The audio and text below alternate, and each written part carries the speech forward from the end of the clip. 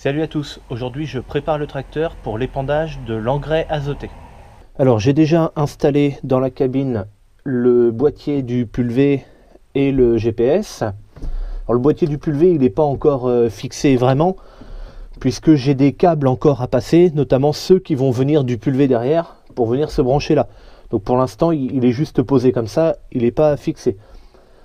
Ce qu'il y a de vert fluo c'est l'antenne du GPS que je rentre systématiquement à l'intérieur de la cabine quand je range le tracteur, quoi.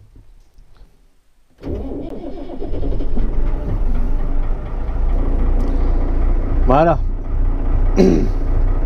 Ça fait quelques temps que le tracteur n'a pas tourné, donc faut lui laisser le temps de reprendre son souffle un peu. Voilà, sinon l'entretien du 115 avait été fait.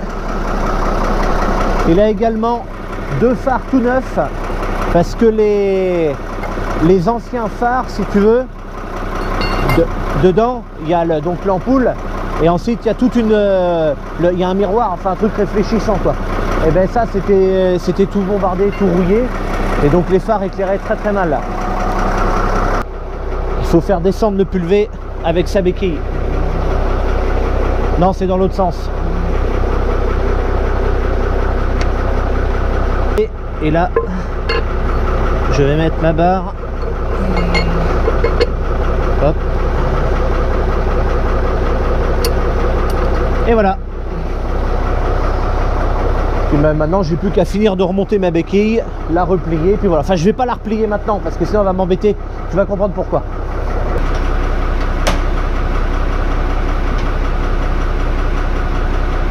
Voilà, alors si je replie pas la béquille, parce que la béquille elle va se retrouver debout comme ça. Si je la replie pas, c'est parce que j'ai tous mes câbles à passer maintenant et elle va me gêner, et après je la mettrai. Voilà. Notamment cette grosse prise là. Donc là j'ai encore deux prises, la prise électrique comme une remorque de voiture, hein, pour les clignotants et l'éclairage. Ça c'est une prise à 3 trous, c'est pour les phares de travail du pulvé, les phares qu'il y a sur la rampe. Donc là en principe je fais un tour comme ça pour éviter que les fils soient ballants. Alors après le troisième point je pourrais l'enlever aussi si je veux, hein. Mais du coup vu qu'il me sert pour toi j'enroule les fils un peu autour pour pas que ça se balade, bah du coup je le laisse. Et donc ça vient se mettre là. Alors ça c'est jamais qu'une vulgaire prise de courant, hein. Elle est faite comme ça, c'est 3 trous, mais c'est une prise de courant en fait. En agricole, c'est très commun ce genre de prise électrique. Alors l'attelage, c'est pas terminé. Il reste la prise de force à mettre. Hop. Donc là, c'est mis. J'ai également 3 prises d'huile à brancher. Alors, celle-ci c'est pour les freins. Quand je vais freiner avec le tracteur, cette prise là va faire freiner les roues du pulvé aussi. Et ces deux prises là c'est pour faire bouger les composants du pulvé. Donc ça c'est l'aller et ça en fait c'est le retour, tout simplement. Alors sur ce tracteur, je crois que c'est en haut qu'il faut brancher et le retour il est à côté. Frein. Et voilà, et maintenant que tu as bien les mains dégueulasses, et ben il faut aller dans la cabine pour brancher les fils électriques. Bon après c'est de ma faute, si j'avais pas été si con j'avais qu'à le faire en premier, hein. Ok, alors on va se mettre par là. Ici il y a déjà beaucoup de câbles. Tout ce gros paquet noir là, c'est seulement pour le GPS ça. Donc là je vais essayer d'aller choper. Oh ben putain, la grosse prise. Alors la grosse prise, je sais plus comment elle passe exactement. Attends, ben je crois que c'est là en plus qu'il faut la faire passer. Je m'en rappelle plus, tout va bien.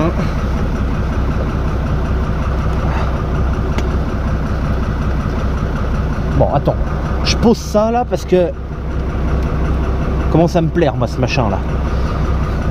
Alors Ouais, ben non, c'était pas là. Hein. Oh merde. Bon bah attends, parce que je me suis trompé, en fait c'était pas là. Alors, je sais pas comment il faut le passer.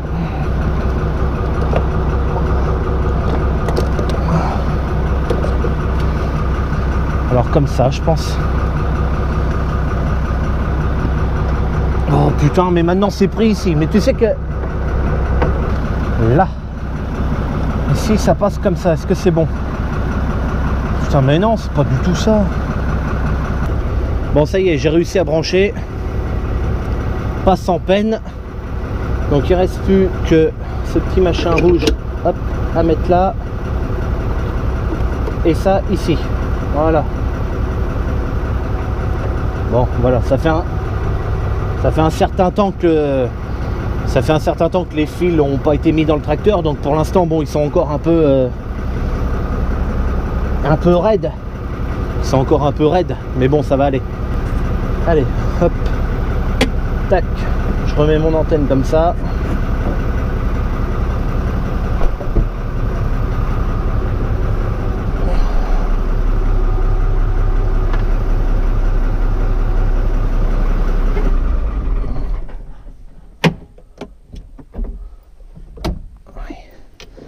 Bon voilà, ça y est, c'est à peu près branché. Enfin c'est pas à peu près, c'est que c'est branché, ça y est. Voilà, bon ben il me reste plus qu'à fermer ça. Et puis ça sera bon.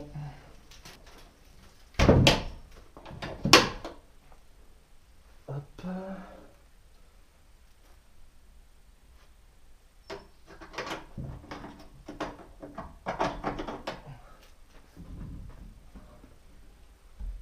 La cuve de rinçage.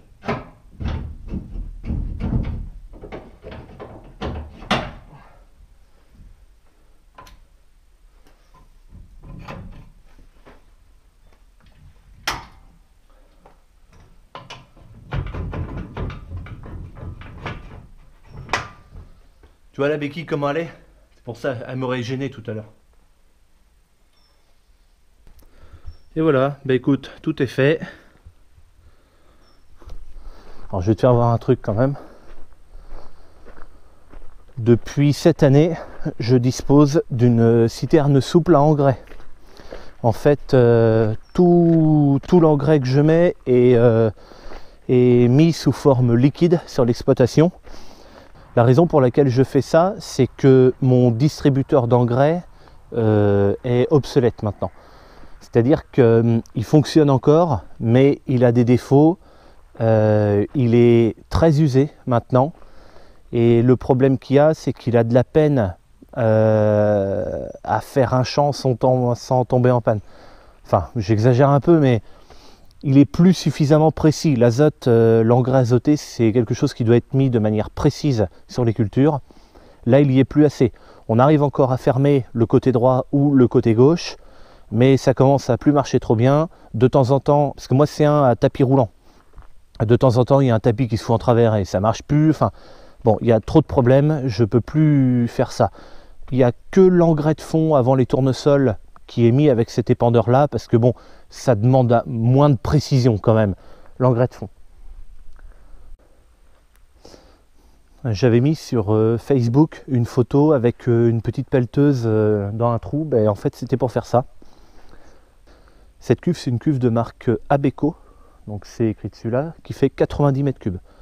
Alors 90 mètres cubes, ça fait 90 000 litres, hein, bien sûr. Donc ça représente 4 camions de 30 tonnes, 4 semis quoi. Et j'ai décidé de faire ça parce que la coopérative est à presque 10 km de chez moi. Et je dois faire tous les allers-retours à la coop pour chercher l'engrais. Et donc ça c'était pénible. D'autant plus que quand on met, donc là ça va être le premier passage que je vais faire, donc ça va être une dose assez faible, ça sera aux environs de 50 unités d'azote. Donc ça représente, ça va faire à peu près 128 litres à l'hectare pour apporter environ 50 unités. C'est de l'azote qui est dosé à 0,39. En fait, tu fais 128 multiplié par 0,39 et tu as ta dose en engrais. Ça fait 49,80, enfin un truc comme ça. Donc c'est ça qui va être fait. Mais quand je mets une dose beaucoup plus forte, par exemple 250 litres ou un truc comme ça, là je fais pas longtemps avec une cuve de pulvé. Et les allers-retours, vas-y. Hein. D'autant plus que si je vais le chercher à la coop, j'ai des frais de stockage à la coopérative qui s'élèvent à 13 € par tonne. L'azote c'est du liquide, enfin moi c'est du liquide mais ça se compte en tonnes. Quand j'en achète, je veux un certain nombre de tonnes. Je ne dis pas à mon technicien je veux tant de litres, c'est vraiment des tonnes l'azote, même pour le liquide. Et donc moi j'en ai acheté 90 tonnes, ça représente 70 000 litres peut-être, quelque chose comme ça. Elle a une capacité de 127 tonnes à peu près. Donc j'ai ces frais de stockage de 13 € tonne en plus quand je devais aller chercher là-bas. Et j'ai aussi, je dois subir, et puis c'est normal, hein, mais les horaires d'ouverture et de fermeture du silo. C'est-à-dire que l'année dernière, je me suis fait avoir, par exemple, c'est-à-dire que je voulais faire mon azote le samedi, je crois. Donc j'ai pu en récupérer le vendredi quand même. J'ai fait un tour le vendredi ou deux. Samedi, c'était fermé. Dimanche, évidemment, la coop est fermée aussi. Lundi, c'était un jour férié, donc la coop était fermée. Et mardi, il s'est mis à pleuvoir à plein temps et j'ai pas pu le faire. Donc ça m'a repoussé encore d'une semaine. Alors que en stockage à la maison, ben, le samedi, le dimanche, à 3 h du mat si je veux, enfin, je fais ce que je veux, quoi, tu vois. Donc ça, c'est tout l'intérêt. L'investissement de ce genre de cuve-là, c'est aux alentours de 2300 € ou 2500 € pour 90 mètres cubes. Un truc comme ça. Avec, j'ai regardé sur le marché, c'était ce qu'il y avait de plus résistant niveau toile. Je suis remboursé par rapport à ce que j'achète en azote. Je suis remboursé en comptant seulement le frais de stockage de 13 € tonne. Je crois que c'est 3 ans. En 3 ans, j'ai remboursé ma cuve, rien qu'avec les frais de stockage, et je ne compte pas les frais de carburant et tout pour faire les allers-retours à la coop. Donc c'est très intéressant, puisque j'espère que dans 3 ans, j'aurai encore ça. J'aurai encore celle-ci surtout. Mais bon, maintenant que le trou est fait, si tu veux, maintenant que le trou est fait, et que le liner est en place dedans et tout, si jamais je devais changer que la bâche, ça me coûterait beaucoup moins cher parce que j'aurais pas le liner à racheter pour aller dedans. Tout ce qui est vanne et tout ça, j'ai pas besoin de le récupérer non plus. Donc le prix de la bâche est vachement diminué parce que figure-toi que c'est très très cher les vannes. C'est de la vanne en inox qui est dessus. C'est que des pièces métalliques que j'ai. Je t'ai pas fait voir. Je te ferai voir peut-être la vidéo de la semaine prochaine si je fais l'azote. Tu verras, c'est des vannes, c'est que de la pièce métallique que j'ai en inox. Après, moi j'ai juste une vanne plastique que j'ai racheté en plus pour aller se brancher sur le pulvé. Mais au niveau de la cuve, même le reniflard par-dessus, c'est un reniflard inox. Voilà. Alors je sais pas si c'est vraiment grande différence avec les trucs en plastique, mais bon, moi c'est comme ça, c'est de l'inox. Enfin bon, bref, allez. Ah, arrête donc, il y a Bécassine là-bas. Attends, je vais y aller en discrétion. On va aller voir Bécassine.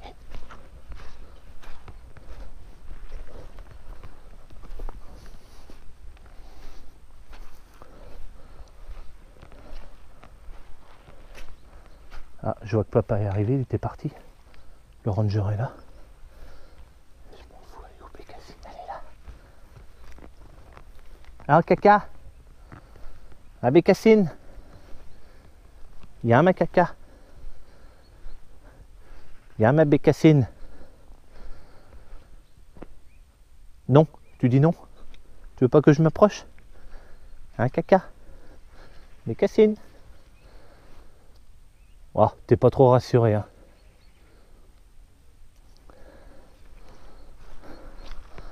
Elle aime pas la caméra. Elle comprend pas ce que j'ai dans les mains, alors du coup elle est un peu réticente. Allez, à plus.